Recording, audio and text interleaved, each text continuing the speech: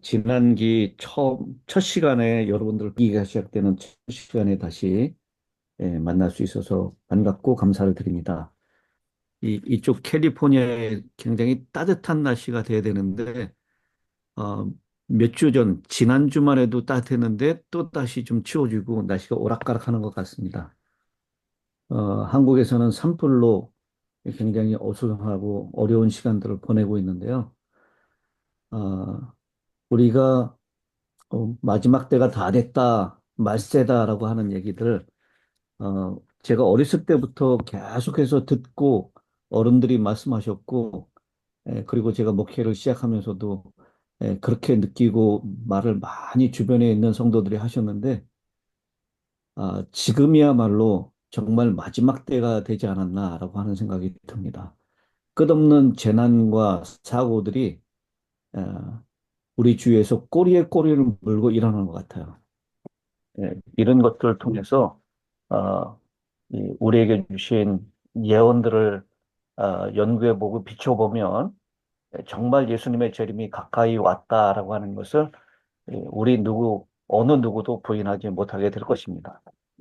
그런 때에 이번 2기의 이 말씀은 예, 암시, 형상, 상징, 그리고 붙어 있는 제목이 성경 예언을 연구하는 방법이라고 총 제목이 붙어 있는데, 이번에 이 교과를 기록하신 저자는 숀 분스트라 목사님이신데요.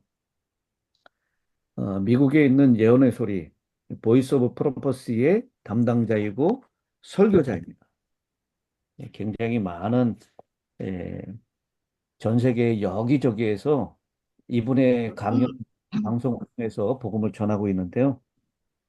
우리 교과에 소개되고 있는 것처럼 지난 수년간 남극을 제외한 모든 대륙에서 그의 전도 생방송이 진행되었다. 그랬어요. 그러니까 북극에도 아마 이 말씀이 전달되지 않았을까 그렇게 생각을 합니다. 어쨌든 학자는 아니지만 우리에게 이 예언을 통해서 친숙한 션 분스트라 목사님의 이 말씀을 통해서 이 특별히 이 마지막 때에 이 예언을 어떻게 우리가 연구하고 적용하고 전해야 할지 말씀을 함께 공부하면서 여러분 마음 가운데 이 말세를 살고 있는 우리에게 어떤 자세, 어떤 태도로 살아갈지를 분명하게 깨우칠 수 있는 시간이 되시길 바랍니다. 어, 이번 기회는 요한계시록과 다니엘서뿐만 아니라요. 창세기, 시편, 복음서, 선지서를 포함한 이 다양한 성경의 예언을 다루고 있습니다. 여러분, 우리 교과책 네, 우리 전체 제목이 나와 있는 부분이죠. 어, 이첫 장에서 한 장을 넘겨보시면 1과부터 13과까지의 제목이 쭉 나와 있는 것을 보실 수 있습니다. 오늘은 예언의 몇 가지 원칙이라는 제목으로 우리가 공부할 것이고요. 그 다음에 창세기의 기초, 결혼에서 가져온 심상, 이렇게 해서 이것이 창세기, 시편, 복음서, 선지서, 이 성경의 여기저기에서 다양한 성경의 예언을 다루고 있다는 것을 보게 됩니다. 예언은 단순히 미래 사건의 예고가 아니라 구속사의 관점에서 하나님의 백성을 위한 사랑과 경고의 메시지로 우리에게 주어진 것입니다. 특별히 이, 이번 교과는 성경이 성경을 해석한다라는 원칙 아래 예언의 구조와 내용을 역사적, 상징적, 종말론적으로 균형 있게 해석하도록 돕고 있습니다. 창세기에 나타난 언약과 희생, 시편에 담긴 메시아의 예언, 다니엘과 계시록에 나타난 세계 역사와 마지막 심판, 새 하늘과 새 땅의 소망까지 예언의 흐름을 깊이 있게 연결하고 있습니다. 이번 기회 교과를 통해서 우리는 예언을 두려움 없이 복음으로 받아들일 수 있게 될 것이고요. 마지막 시대를 살아가는 우리 믿음의 신자들로서 소망과 확신을 품게 될 것입니다. 그리고 어, 마지막 시대에 믿음과 사랑으로 우리 삶을 잘 예, 준비하며 살아갈 수 있도록 이번 교과가 우리를 격려할 것이고, 그리고 하나님의 구원의 사역에 함께 동참하는 하나님의 백성으로 설 수 있도록 우리를 펼쳐나갈 것입니다. 이번 교과를 통해서 어, 우리에게 허락하신 이 예언들을 어떻게 연구하는 것이 합당하고, 그리고 이 마지막 시대를 어떻게 살아내야 하는지를 예, 확신할 수 있는 시간이 되시길 바랍니다. 우리 이 교과 총론의 6페이지에 있는 말씀을 보면 아주 재미난 글이 기록되어 있죠. 1991년도에 걸프전 당시의 이야기를 설명하면서 당시에 개신교 작가이며 연사인 한 유명한 사람이 요한계시록이 이 걸프전을 예언했다라고 주장을 했습니다. 그 이유가 뭐죠?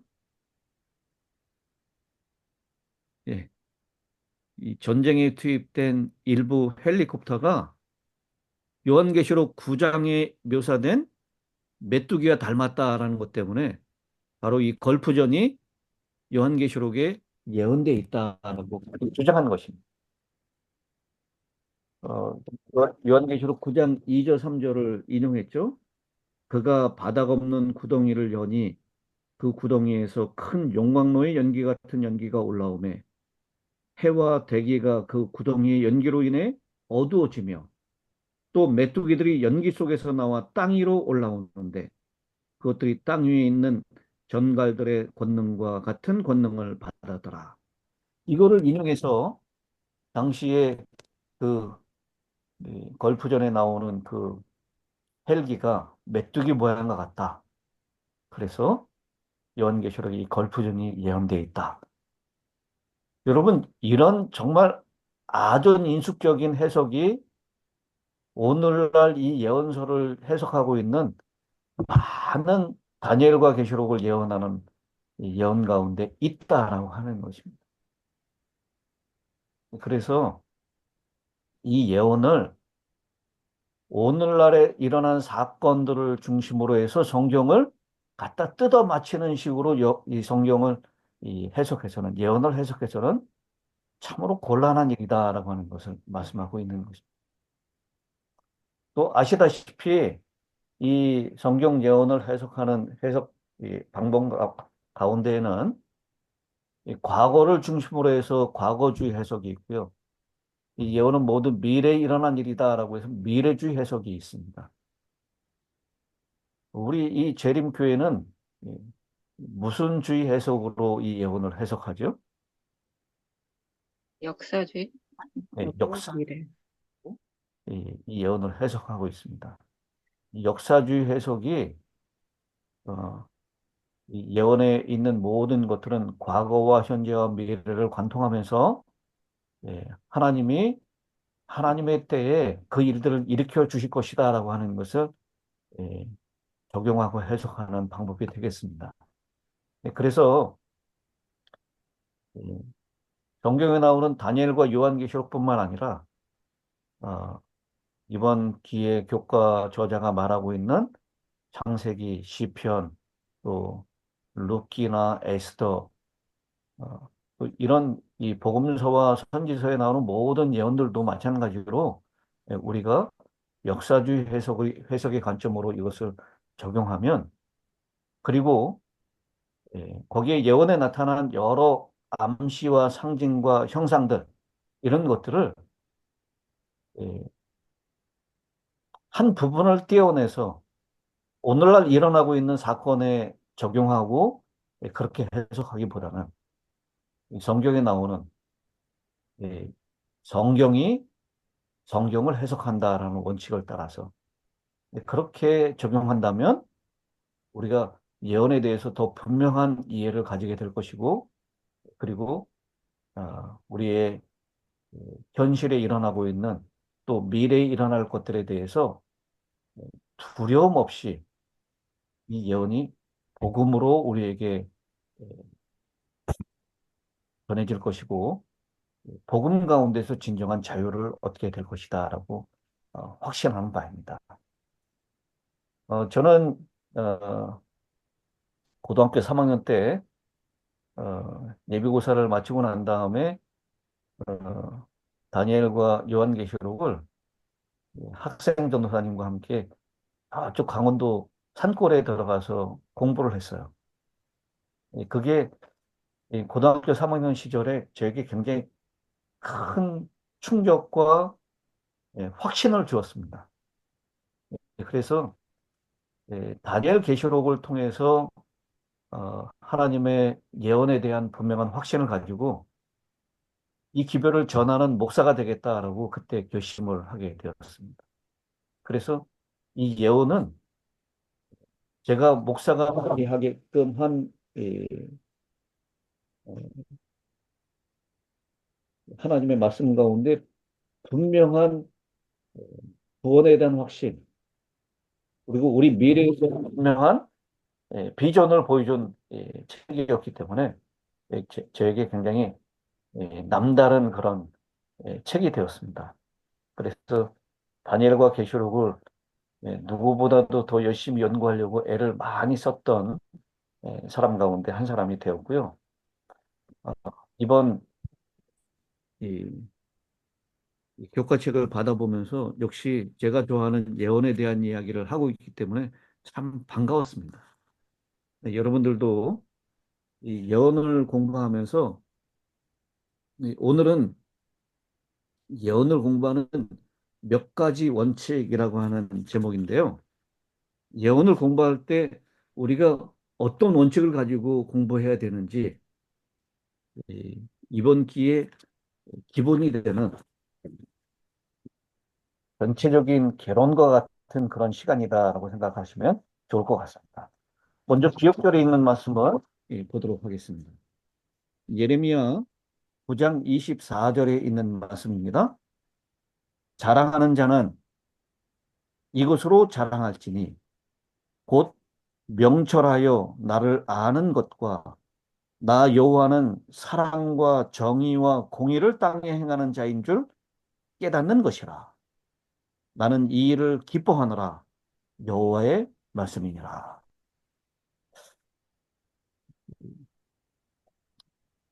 여기 이 기억절에 있는 말씀은 우리가 어, 하나님이 기뻐하시는 것이 있는데 어떻게 하는 것을 하나님 기뻐하신다라고 했죠?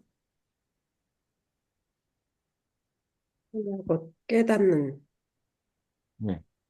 사랑, 하나님은 정의 아는 알고 깨닫고 또 하나님이 어떤 분인지를 깨닫는 것 이것을 내가 기뻐한다라고 여호와 하나님께서 말씀하신 것입니다.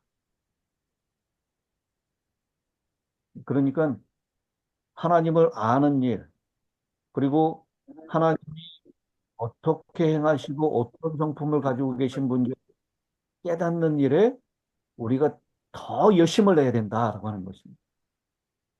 그럴 때 하나님께서 우리를 기뻐하신다라고 말씀을 하십니다. 어, 이 총론에 말씀하고 있듯이 예언의 해석이 어, 여러 가지로 중구난방 여러 사람의 신학자들에 의해서 예언 해석이 정말 각가지로 이렇게 해석되는 것을 보게 됩니다. 40명의 개신교 학자가 있다면 아마 40개의 다른 예언이 해석되어지는 것을 보게 될 것입니다. 질문을 하나 좀 드리겠습니다.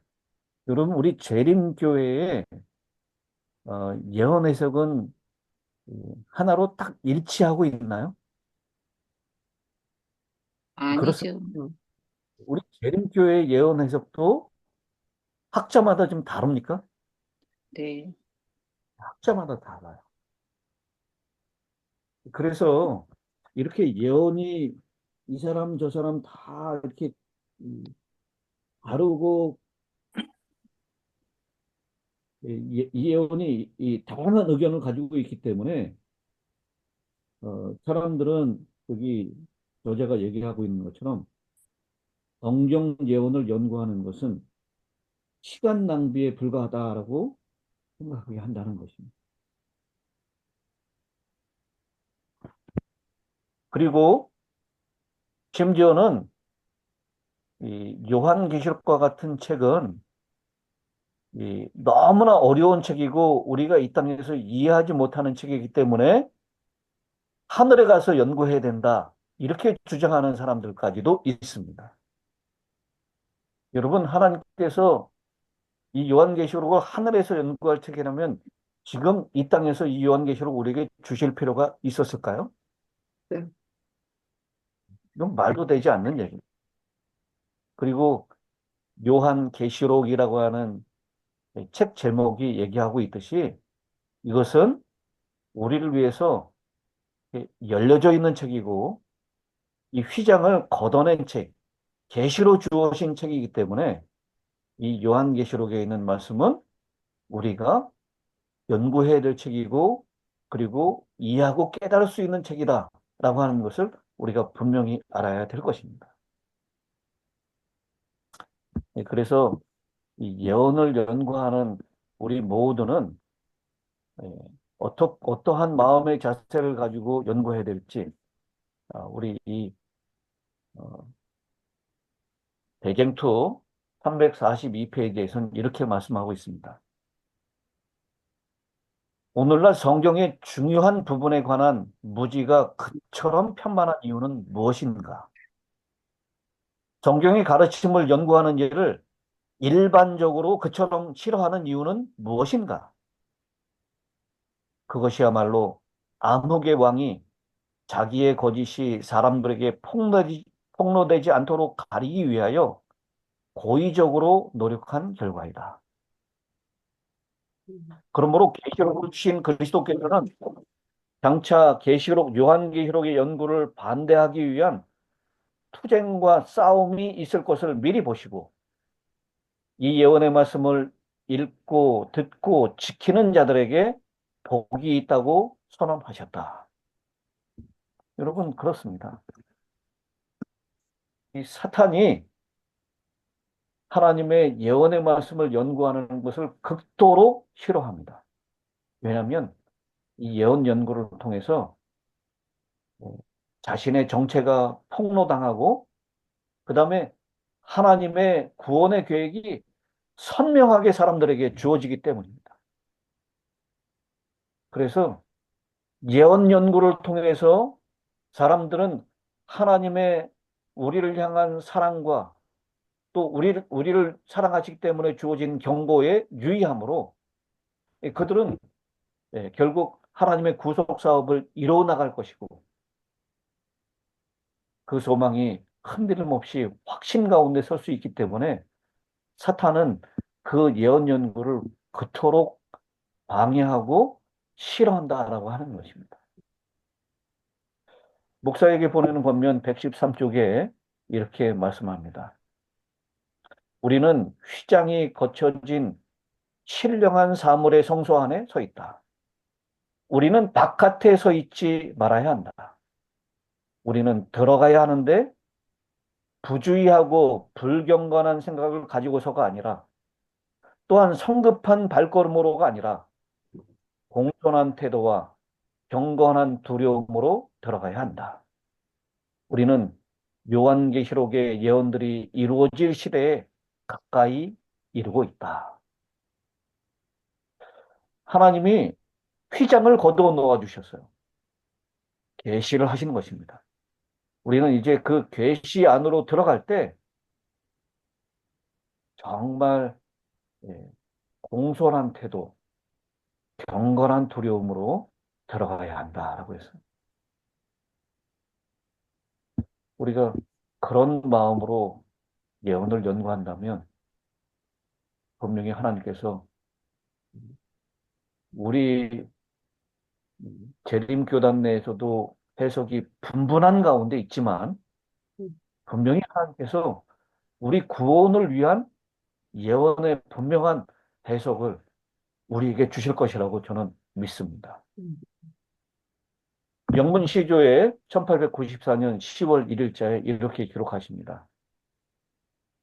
예언을 부지런히 연구하는 사람은 진리에 대한 명확한 계시로 보상을 받을 것인데 예수께서 아버지의 말씀은 진리니다라고 말씀하셨기 때문이다.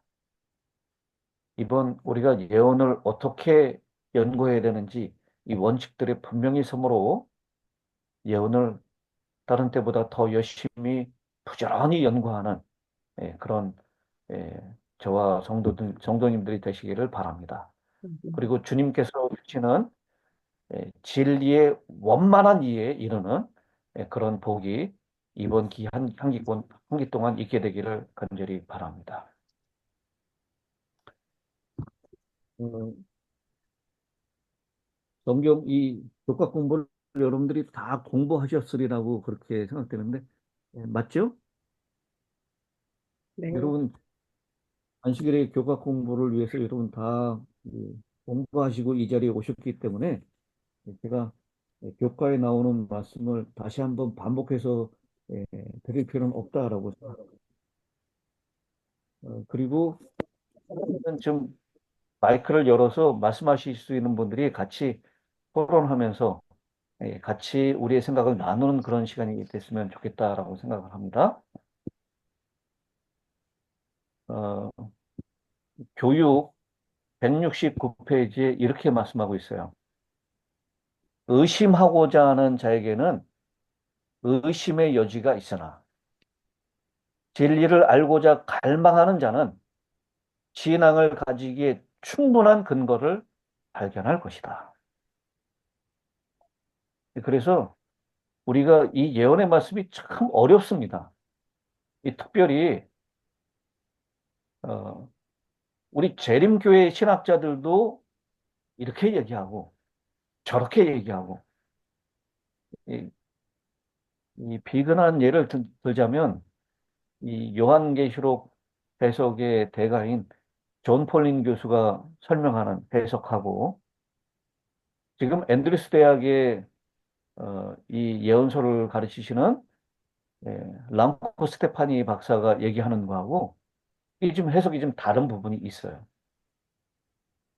그렇기 때문에 이거를 어떻게 우리가 이걸 받아들여야 될지 목사인 저도 이 어떤 예언 해석에 있어서는 이걸 성도들에게 가르칠 때 어떻게 누구의 의견을 따라서 설명을 해줘야 될까 고민일 때가 참 많습니다.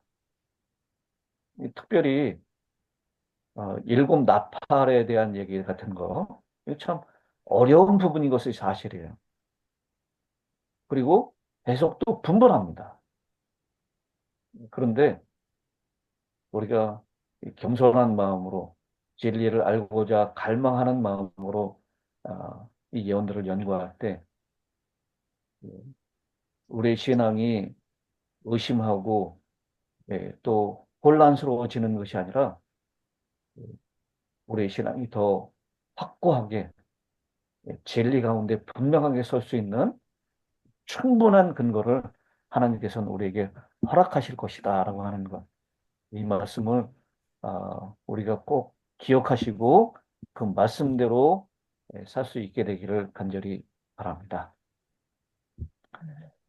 어, 이를 어제 보면 읽는 자는 깨달을지어다라고 말씀하셨는데요. 네. 이 성경에 있는 이 말씀들을 우리가 읽으면 깨달을 수 있다라고 어, 하나님은 약속하고 계십니다. 그런데 이 성경에 있는 이 말씀은 사람의 상상의 글이나 사람이 만들어 놓은 이야기가 아닙니다. 성경은 하나님이 영감을 주셔서 하나님의 감동을 받은 사람이 기록한 책입니다. 그렇기 때문에 인간의 논리와 지혜로 그것을 깨달을 수는 없습니다. 우리 기억절에 있는 말씀 예레미야 9장 24절인데요. 곧 23절에 있는 말씀을 좀 보려고 합니다. 예레미야 9장 23절. 여호와께서 이같이 말씀하시되 지혜로운 자는 그 지혜를 자랑치 말라. 용사는 그 용맹을 자랑치 말라. 부자는 그 부함을 자랑치 말라.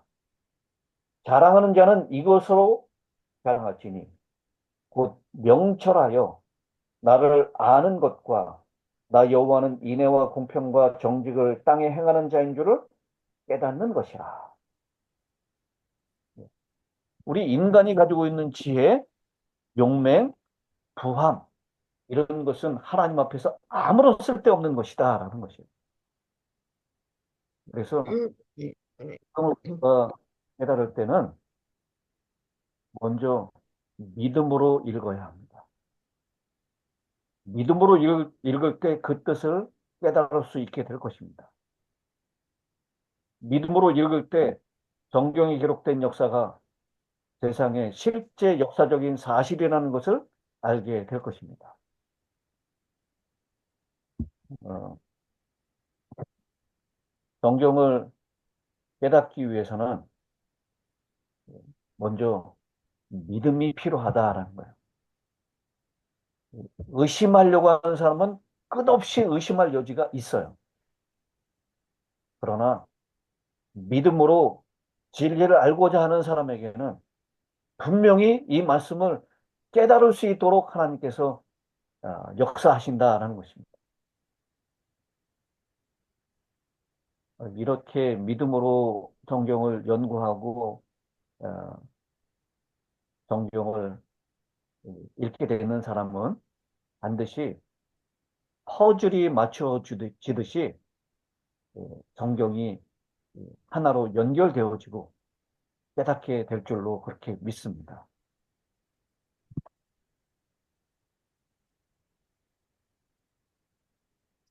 우리 그 11페이지에 나오는 영감의 교훈을 좀 보도록 하겠습니다. 거기 실물교훈 39페이지에 있는 말씀인데요. 성경의 권위를 파괴하는 자들. 어느 분이 한번 좀 읽어주실까요? 우리가 사는 오늘날에도 옛날과 마찬가지로 사람들은 요긴한 진리의 말씀을 받아들이는 대신에 사람의 학설과 이론을 받아들인다. 그들은 자기의 판단과 견해를 하나님의 말씀보다 높이고 저희 자신의 권위를 가지고 성경을 가르침으로 성경의 거룩한 권위를 파괴한다.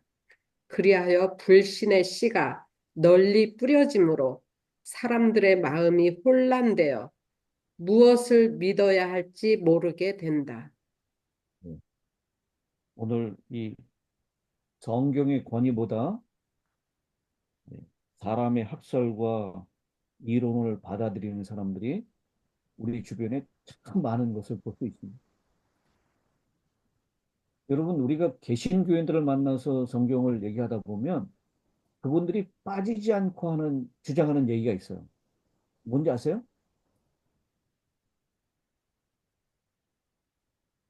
우리 목사님이 그러는데요, 라는 말이에요.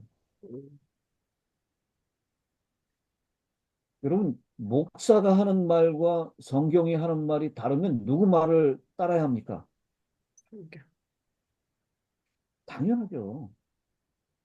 그런데 많은 개신교인들이 성경의 권위보다 유명한 신학자의 권위, 자기가 존경하고 따르는 그 교회 담임 목사님의 말씀을 성경의 권위보다 더 높이 두고 있다는 거예요. 솔라 스크립트라 오직 성경으로를 외치면서 부교에서 개혁해서 나온 개신교인들조차도 그렇다라고 하는 것입니다.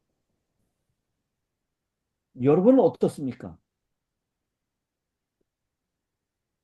여러분은 데살로니가 사람보다 베레아 사람이 더 신사적이어서 말씀을 듣고 그것이 과연 그런가요? 성경을 날마다 어떻게 한다고? 날마다 성경을 상고하는 사람. 그런 태도를 여러분 가지고 계십니까? 저는 종종 설교를 하고 나면 예, 우리 교인들 가운데 저를 찾아오셔서 목사님, 목사님 말씀하신 성경절이 좀 제가 파워포인트 올리면 성경절이 잘못되어 있어요. 잘못 써져 있어요. 그렇게 얘기하는 사람이 있어요. 그리고 목사님, 저는 목사님 설교에서 이런 부분은 제가 좀 동의를 못할 것 같습니다. 좀 더 설명이 필요합니다. 이렇게 말씀하시는 분들이 있어요. 저는 그런 말씀을 들을 때마다 아, 감히 목사의 권위에 도전을 해? 이렇게 생각하지 않습니다. 아, 그렇게 말씀하시면 저에게도 굉장히 도전이 되고 자극이 돼요. 여러분, 우리가 가져야 될 태도가 바로 그런 태도입니다. 성경을 스스로 연구해야 합니다. 성경을 목사의 말씀을 한번 듣는 것으로 아, 은혜 받았다. 이것으로 끝내서는 안 됩니다. 성경이 과연 목사가 한 말이 과연 성경하고 맞는가를 한번 스스로 확인해 봐야 돼요. 여러분, 목사를 믿지 말고 성경을 믿으시게 되길 바랍니다. 목사라고 하는 부족하고 불완전한 사람을 믿지 말고 완전하신 하나님을 믿으시게 되길 바랍니다. 그런 태도, 성경을 조심스럽게 연구하고 그 거룩한 진리 가운데로 들어가려고 하는 그런 간절한 마음으로 성경을 연구하게 된다면 하나님께서는 분명히 우리에게 그 진리를 깨우쳐 주실 것이라고 믿습니다. 이 월요일 하나님은 우리가 당신을 알기를 원하신다라는 제목입니다. 여러분 우리가 하나님을 다 알 수가 있을까요? 아니요. 우리가 하나님을 다 알 수 있다면 그분은 더 이상 하나님이 아니십니다. 오늘 시편 139편 1절로 6절, 시편 147편 5절, 로마서 11장 33절, 요한일서 3장 20절. 거기에 있는 말씀이 다 무엇을 얘기하는 거죠?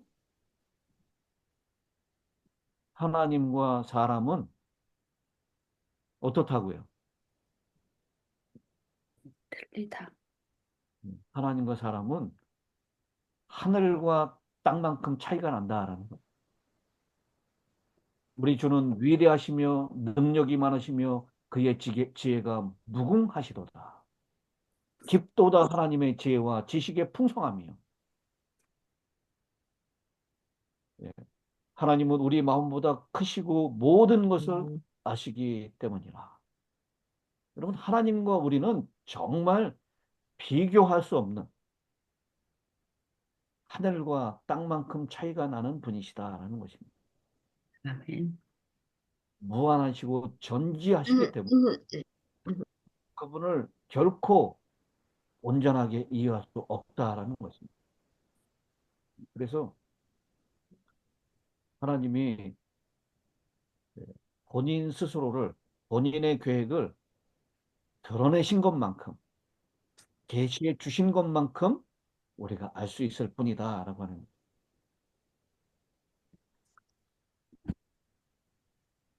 우리가 한 치 앞도 알지 못하고 내일을 알지 못하는 인생입니다. 하나님의 말씀, 그 말씀을 더 알기 위하여 하나님이 우리에게 주신 이 계시, 예언을 더 열심히 준비할 수 있도록, 연구할 수 있도록. 그래서 그 말씀을 깨우칠 수 있도록 성령 하나님의 인도하심, 성령 하나님의 빛을 비춰주시는 조명을 따라서 우리가 깨달을 수 있게 되기를 바랍니다. 이 다니엘이요, 자신이 기록한 환상으로 보고 계시로 봤었던 그 말씀을 다니엘조차도 다 이해할 수가 없었습니다. 그런데 이 다니엘의 말씀이 열릴 때가 올 것이다라고 하는 말씀을 다니엘 12장 4절이 말씀하고 있습니다. 여러분, 다니엘 12장 4절에 있는 말씀을 어느 분이 읽어 주실까요?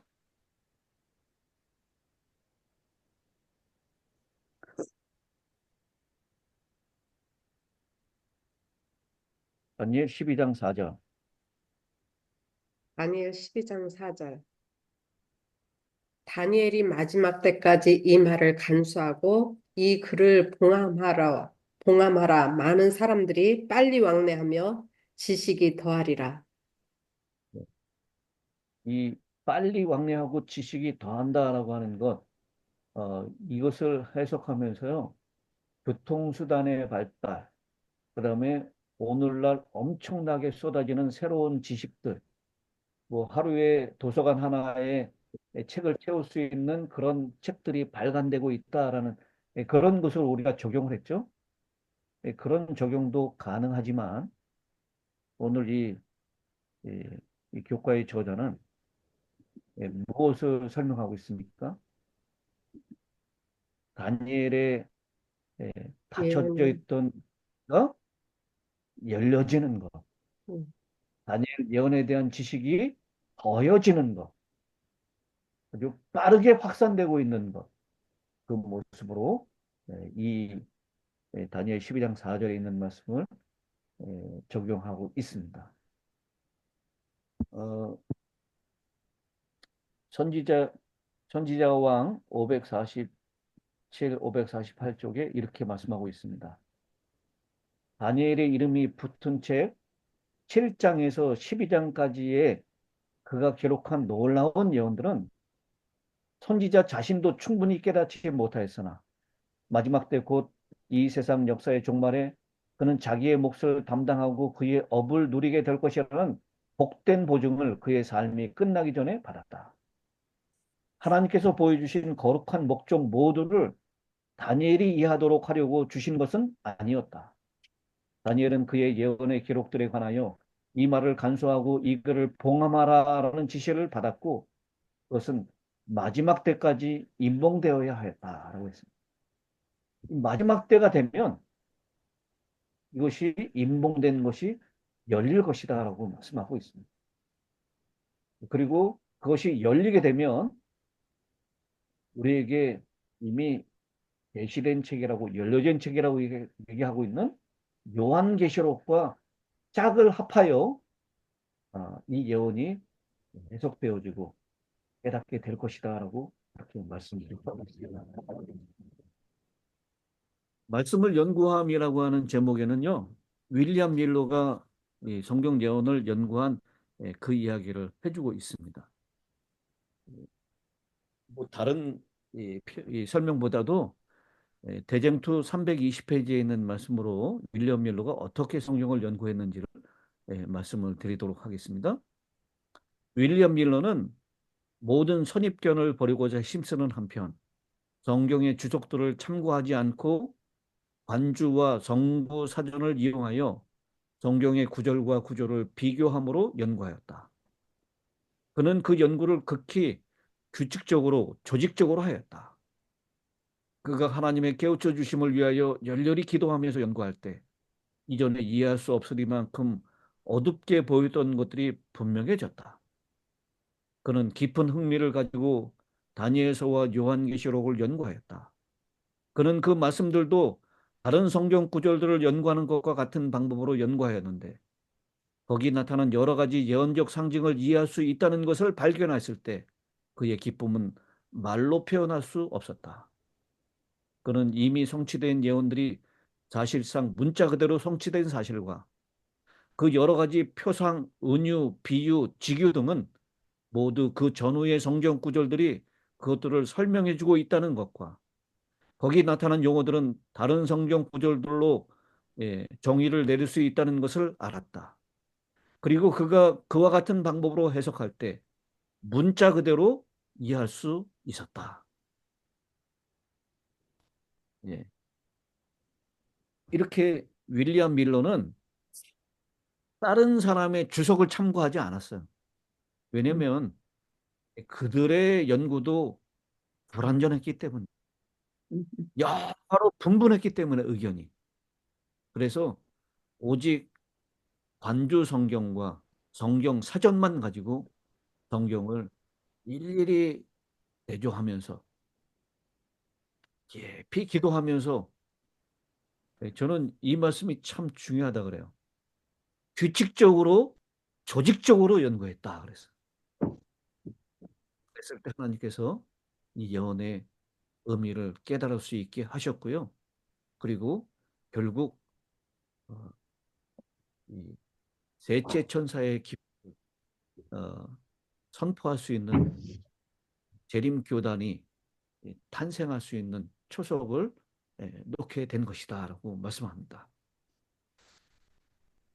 윌리엄 밀러는 자신의 소책자 예언과 예언 연대기의 견해라는 책에서 성경 연구와 해석을 위해서 중요한 규칙 5가지를 설명하고 있습니다. 첫째, 모든 단어는 성경에 제시된 주제와 적절한 관련이 있어야 한다. 두 번째, 모든 성경은 필요하며 부지런히 적용하고 연구하면 이해할 수 있다.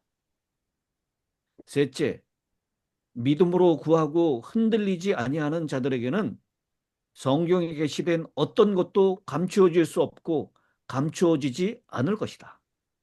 음, 네, 네 번째, 교리를 이해하려면 알고자 하는 주제에 대한 모든 성경을 모아서 모든 단어가 적절한 영향을 미치게 하고 모순 없이 이론을 세울 수 있다면 오류가 없을 것이다.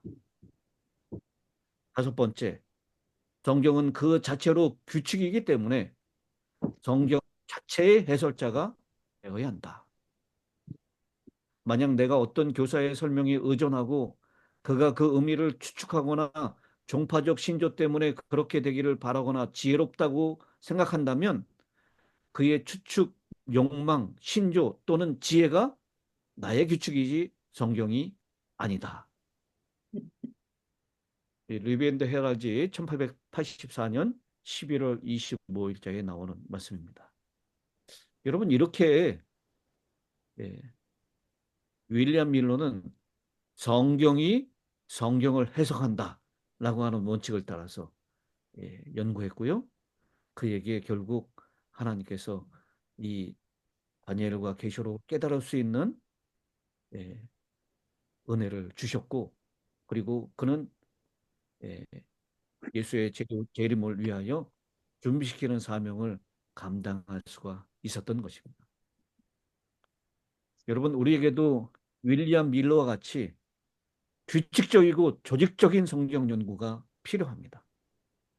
그리고 성경을 성경으로 해석하는 그 원칙을 우리가 놓치지 않는다면 분명히 우리에게 하나님께서는 이 예언을 해석할 수 있게 하실 것이고, 그리고 그 예언대로 우리가 준비하고 살 수 있도록 은혜를 주실 것이라고 그렇게 믿습니다. 어, 저는 시간이 많이 지나갔지만요, 이 어, 하나님께서 예수님께서 부활하시고 난 다음에 엠마오로 가던 두 제자에게 나타났었던 그 이야기를 잠깐 좀 나누고 오늘 시간을 정리하려고 합니다.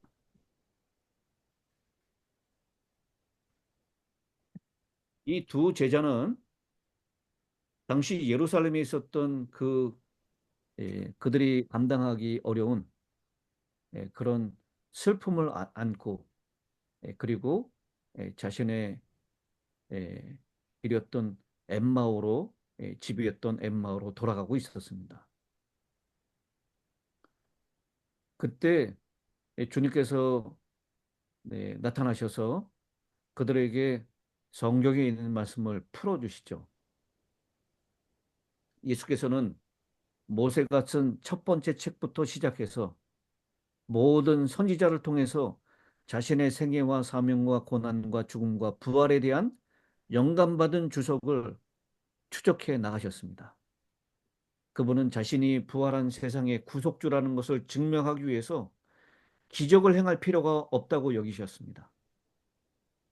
예언으로 돌아가서 자신의 정체성에 대한 의문과 자신에게 일어난 모든 일이 영감받은 기록자들에 의해서 예언되었다는 사실을 완전하고도 명확하게 설명해 주셨습니다. 어, 이 부자와 나사로의 비유에서 잘 보여주신 대로 모세와 선지자들에게 듣지 아니하면 비록 죽은 자 가운데서 살아난 자가 있을지라도 구원함을 받지 아니하리라 하고 했던 그 말씀을 주님께서는 실제적으로 증명해 주신 것입니다.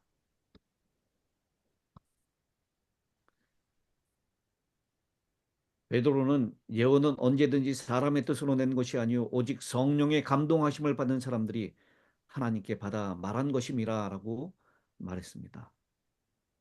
누가는 그리스도의 오심을 예언한 선지자들에 대해서 이렇게 말합니다.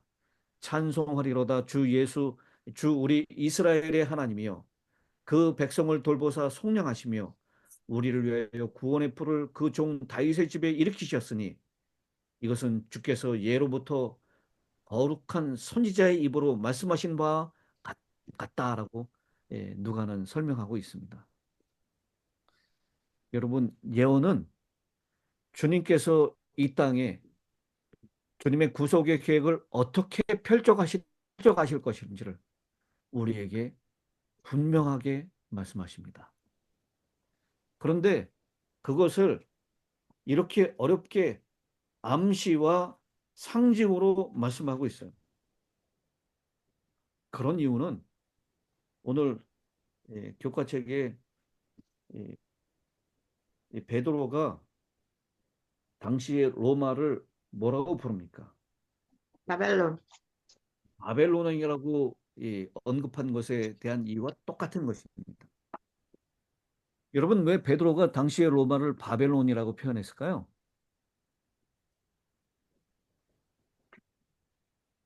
왜 그랬죠?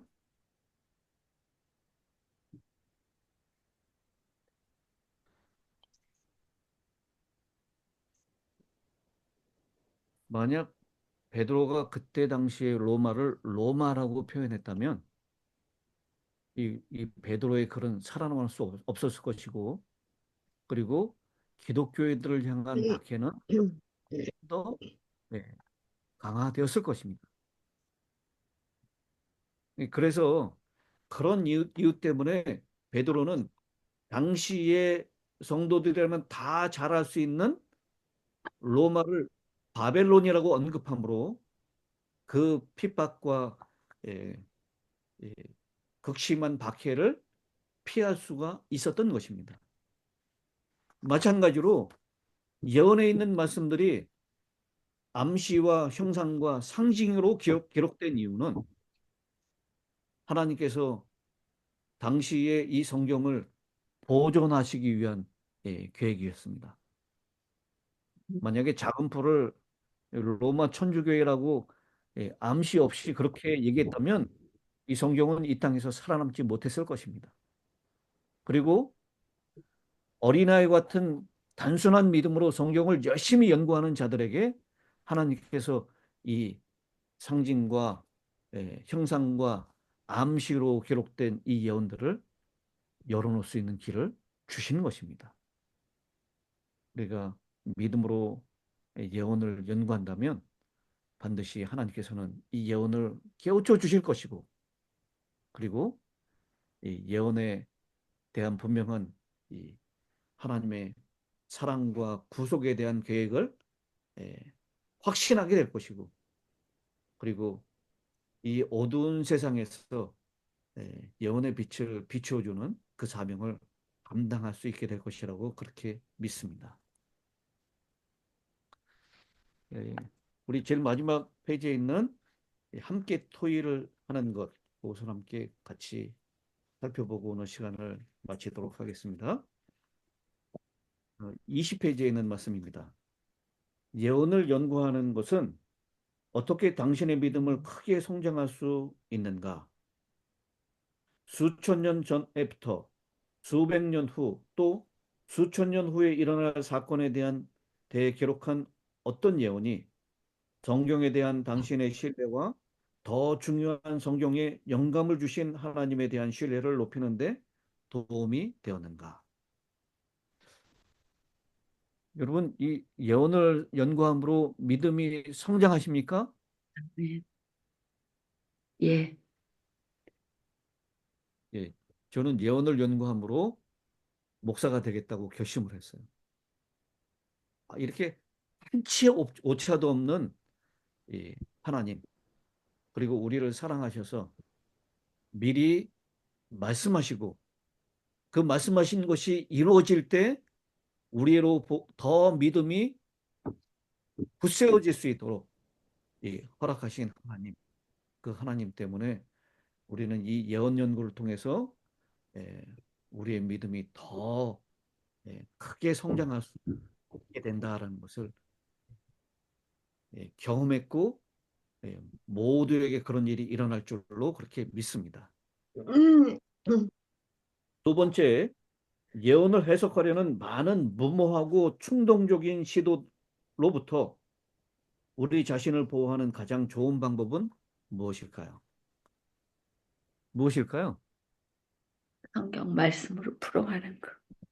예, 저는 예전에 예, 말씀을 이렇게 예언을 이렇게 들을 때 맥스 다니엘 목사님 틀리고 존 폴린 목사님 틀리고 또 지금은 랑커 스테븐 목사님 틀리고 여러 다른 각 이렇게 다르게 이렇게 해석하시는 걸 보고 뭘 믿어야 될지를 이제 많이 생각을 했었는데요. 요즘 와서 생각하는 거는 다른 각도로 비춰주시는 거 아닌가. 그래서 그때 시대에 맞춰서 하나님께서 그때 시대에 필요한 것을 열어주셨고, 그분을 통해서 그때 맞는 예언을 주셨고, 또 지금은 이제 랑커 스테반 목사님을 통해서 좀 더 이 시대에 필요한 그런 것을 열어주셨기 때문에 이 사람은 틀리고 저 사람은 아주 오류로 되지 않는 이상은 이 사람은 틀리고 저 사람은 틀렸다 말할 수가 없는 것 같아요. 그래서 다른 각도로 보는 어, 그런 생각을 하거든요. 그렇지만 또 성경에 비춰서 완전히 오류다. 그런 거는 배제해야 되지만 다른 사람들이 그렇게 이렇게 예언해 놓은, 이렇게 해석해 놓은 그런 것들을 우리는 이거는 틀렸다. 그렇게 말하기가 참 어렵지 않을까 하는 생각을 했어요. 예, 그렇습니다. 윌리엄 밀러에게도 1844년에 대한 예, 확실한 이해가 없었어요. 그러니까 그 시대의 빛의 아들이었다는 것입니다. 그건 1844년의 비밀은 대실망을 경험하고 난 다음에 또 다르게 하나님께서 열어주신 빛이었어요. 그 시대에 열려진 빛, 거기에 충실한 사람이었다라는 것입니다. 우리 저 집사님 말씀이 유미 집사님, 그 네. 집사님 말씀이 예, 참 공감이 되고 이해가 됩니다. 어떤 기별이 틀렸다는 게 아니라, 근데 우리가 예언을 적용하는 데 있어서 당장 그 시대에 일어난 사건에 적용하면 참 무리가 될 수 있다는 거예요. 존펄린 교수님 제가 개인적으로 직접 만나서 그 얘기를 들었어요. 일어나고 있는 사건을 가지고 예언에 적용하는 것에 대한 위험성 또 달라질 수 있거든요. 그거는요.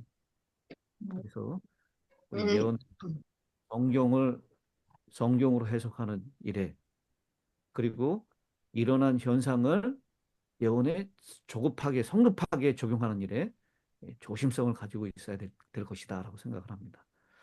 좋은 그렇지만 또 마지막 시대에 물론 1844년에 그때 열어주신 빛이 있잖아요. 윌리엄 밀러, 엘렌 와이어스를 통해서.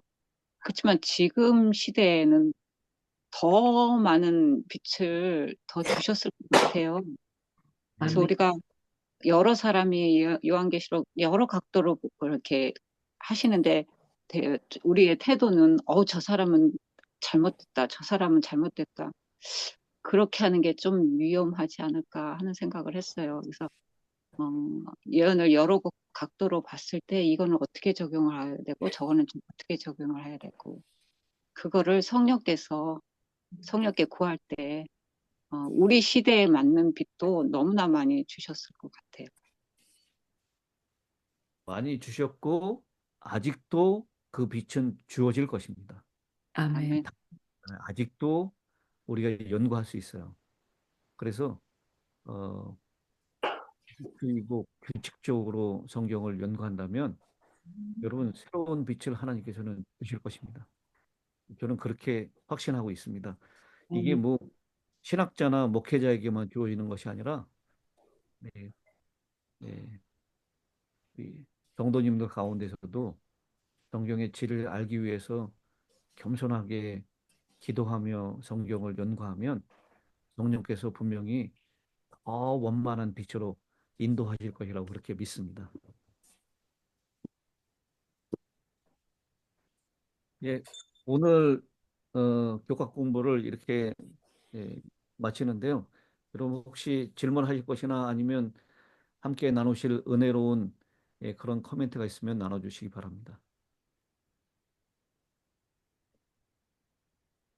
예언의 신의 말씀을 이렇게 읽고 이렇게 보다 보면 화인 여사 그 시대의 말씀과 지금의 말씀이 지금 우리에게 적용할 수 있는 말씀이 다른 것 같아요. 그 말씀은 제가 생각하기엔 어떤 그 시대마다의 그 문화적인 것과 그 사고 방식 이런 것은 그 시대마다 달라질 수도 있지만 절대로 달라질 수 없는 면도 있는 것 같아요. 그 시대나 지금이나 절대로 달라져서도 안 되고 달라질 수 없는 그런 예언의 말씀. 그러니까 어떤 문화나 무슨 그 행동 우리가 예를 들면 그 어디에서 봤는데 여자들은 뭐 바지를 입지 말아야 되고 또 자전거도 타면 안 되고 그런 것들이 사치고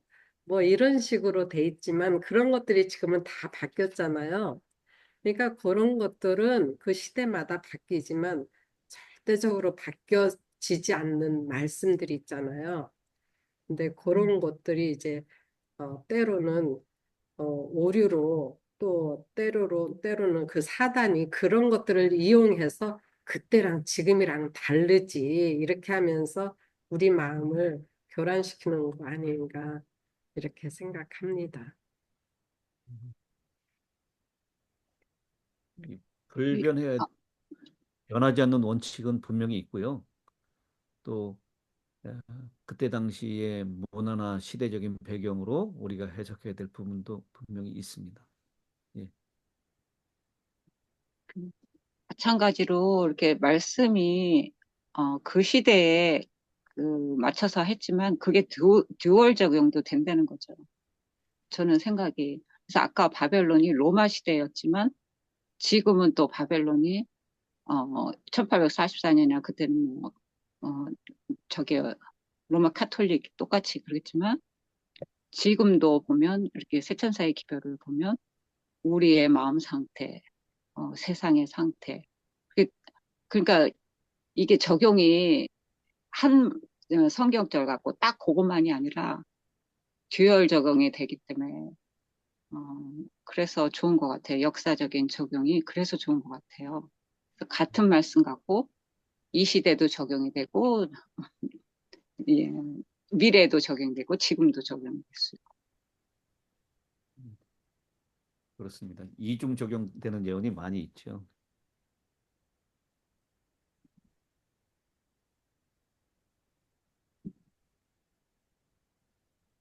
네, 그럼 일단 똑같이 바지를 입지 말라고 하신 것도 맞는 거고 또 지금 시대에서 보면 그걸 적용하면 여자들이 이렇게 얌전하게 입고 이렇게 그렇게 입는 것을 선호하는 그런 정신으로 받아들이면 무리가 없지 않을까 저는 생각이 들어서 바지를 입지 말라는 극단적인 그 그렇게도 그것도 맞는 말씀이시고 또 우리가 현 시대에 맞춰서 약간 적용하는 것도 맞는 거고 그래서 다 맞는 말씀 같아요.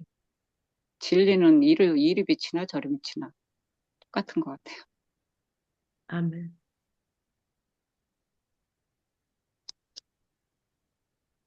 먼저 기도를 하고 그리고 또 계속 토론을 이어가겠습니다. 태시아 집사님, 인도해 주십시오. 네, 감사합니다. 하늘에 계신 아버지, 오늘 또 우리의 마음들을 이곳으로 모아주시고 주님의 또 택하신 종을 통해서 주의 오심이 임박한 이때에 재림을 준비하기 위해서 준비된 마음들이 여기에 모인 것으로 압니다. 축복하시고 주의 넘치는 은혜가 함께 하시기를 기도하오며 또 말씀을 통해서 주께서 계시를 주신 만큼만 우리가 알 수 있음을 알게 해주신 것도 감사하고 그런 거를 통해서 하나님만이 갖고 계시는 하나님의 영역을 또 알게 해주셨음을 감사합니다. 또 예언을 연구하는 자에게 예언을 연구하는 자에게 진리로 인도해 주신다는 말씀도 감사합니다. 또 우리가 성경을 연구할 때에 특별히 규칙적이고 조직적으로 연구해서 성령으로 인도함을 받는 것도 깨달았고 또 여러 가지 말씀들을 통해서 오늘 특별히 오늘 여기 교과의 총체적인 제목이 암시와 형상과 상징인데 이번 주에 우리가 특별히 예언의 몇 가지 원칙을 우리가 배우면서 성경이 성경을 해석하고 또 암시와 형상과 상징을 통해서 구속의 계획들을 알려주시고 그 시대에 또 어떤 위험이나 상태에 그 민감하게 하나님께서 또 그 지혜를 주셔서 박해를 피하고 또 성경을 보존하기 위해서 이렇게 암시와 형상과 또 상징을 사용해 주신다는 것도 알려주셔서 감사합니다.